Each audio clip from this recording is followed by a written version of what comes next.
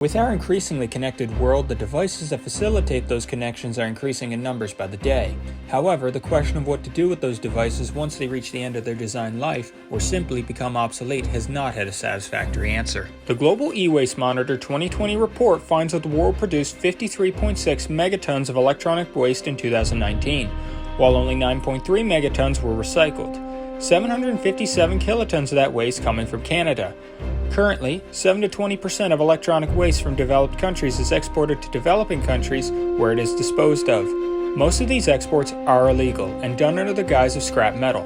Once the waste arrives, it's dismantled by companies and individuals without adequate safety and environmental measures in place. E-waste contains plenty of harmful materials such as cadmium, mercury, and chromium. In the same 2020 report, the Global E-Waste Monitor states that the dismantling process in these countries causes long-lasting health issues for employees, birth defects, and environmental damage. To combat this issue, machinery such as PCB crushers have been created. They take fully assembled boards, grind them up into a fine powder, and separate the metal and plastic components. While this design works and is commercially available, it has downsides. To grind up the board, there are 3 stages: shredding, crushing, and grinding. Having moving parts adds complexity and reliability will be lower. That's why we've been working with Exo-Cubic Solutions to come up with an alternative idea.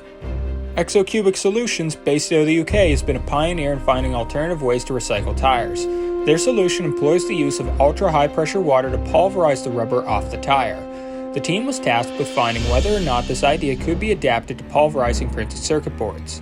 Their requirements for the design are that it must be a continuous process and no mechanical components other than the pump and nozzle could be used. Using ultra-high pressure water as the means of pulverization cuts down the 3-stage process into one.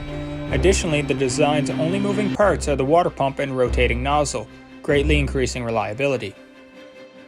The team came up with a design that would allow the boards to be dropped into the device continuously and flow in a cyclone motion inside in order to cause collisions between the boards.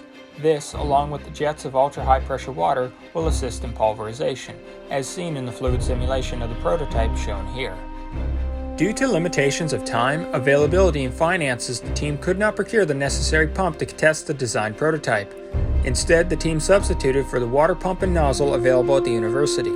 This pump could produce the same pressures as the one Exo-Cubic wanted at the cost of a significantly lower flow rate. The nozzle was an additional drawback, with it not being the 4-nozzle rotating design and instead a static, singular one. The team decided to downsize the test by using a much smaller tank, which was a recycled propane tank modified for the testing. In the test the team conducted, the team was able to prove that the proposed design can and will pulverize PCBs down to finer grains.